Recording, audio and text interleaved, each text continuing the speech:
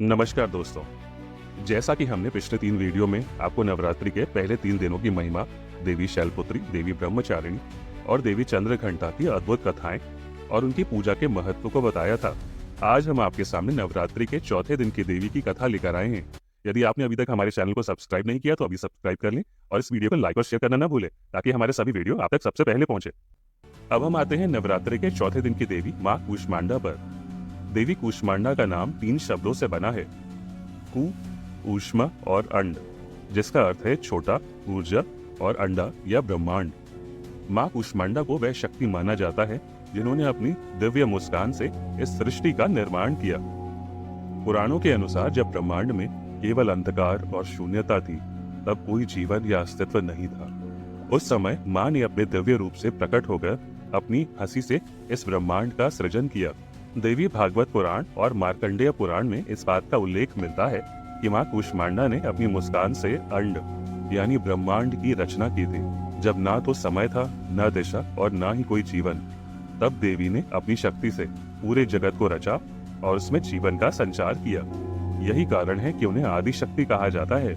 माता कूष्मांडा के जन्म की कथा बहुत ही अद्भुत और प्राचीन है। कहते हैं कि सृष्टि के आरंभ में जब समस्त जगत अंधकार में डूबा हुआ था और जीवन का कोई चिन्ह नहीं था, तब देवी महाशक्ति ने स्वयं को माता कूष्मांडा के रूप में प्रकट किया। उनके प्रकट होते ही उनके चेहरे की मुस्कान से समस्त अंधकार का नाश हुआ और चारों दिशाओं में प्रकाश फैल गया। इस प्रकाश से ही ब्रह्मांड का जन्म हुआ। इसीलिए देवी कूष्मांडा को सृष्टि की जननी और प्रकाश की अधिष्ठात्री माना जाता है। माँ कूष्मांडा का स्वरूप अत्यंत दैवीय है। वे अष्टभुजा वाली देवी हैं, जिनके 8 हाथों में अलग अलग अस्त्र शस्त्र हैं। उनके एक हाथ में कमल, दूसरे में अमृत कलश, तीसरे में चक्र, चौथे में गदा, 5वें में धनुष बाण, छठे में जप माला और अन्य हाथों में वे दिव्य वस्तुएं धारण करती हैं। इन वस्तुओं का प्रतीकात्मक महत्व है, जैसे जप माला ज्ञान और शांति का प्रतीक है, अमृत कलश दीर्घायु और उन्नति का प्रतीक है, देवी सिंह पर सवार हैं जो उनके अदम्य साहस और शक्ति का प्रतीक है। कहते हैं कि देवी कूष्मांडा की पूजा से देवताओं को भी अपनी खोई हुई शक्तियां प्राप्त हुई थी।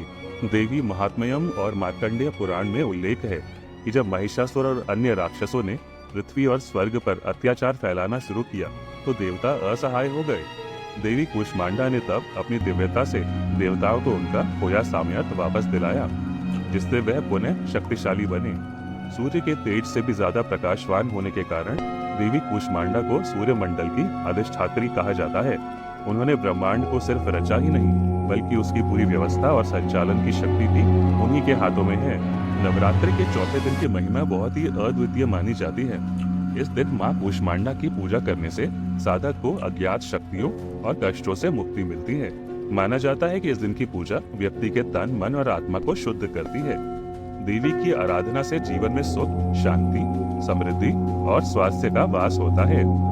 यह दिन उन साधकों के लिए खास होता है जो आध्यात्मिक साधना के मार्ग पर बढ़ते हैं, क्योंकि देवी कूष्मांडा की आराधना से मानसिक और आत्मिक शक्ति प्राप्त होती है। नवरात्रि के चौथे दिन माँ कूष्मांडा की पूजा विशेष रूप से स्वास्थ्य, समृद्धि और आत्मबल के लिए की जाती है। इस दिन प्रातः काल सूर्योदय के समय देवी की पूजा करना बहुत शुभ माना जाता है। पूजा विधि में धूप, दीप, पूई और प्रसाद का महत्व होता है। इस दिन व्रत रखना शरीर की शुद्धि और मानसिक शांति के लिए अत्यंत लाभकारी माना जाता है। वेद और पुराणों के अनुसार माँ कूष्मांडा की आराधना करने से सभी प्रकार के कष्टों और रोगों से मुक्ति मिलती है और व्यक्ति का जीवन ऊर्जा और सकारात्मकता से भर जाता है। देवी की कृपा से साधक के जीवन में किसी भी प्रकार की विघ्न बाधाएं नहीं आती। तो दोस्तों, यह थी चौथे दिन की देवी माँ कूष्मांडा की महिमा और उनकी पूजा का महत्व। हमें पूरी उम्मीद है कि आप इस कथा से प्रेरित होकर देवी की आराधना को अपने जीवन में स्थान देंगे।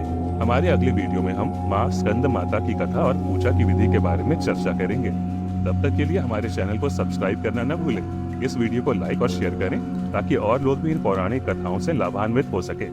जय माता दी, जय माता कूष्मांडा।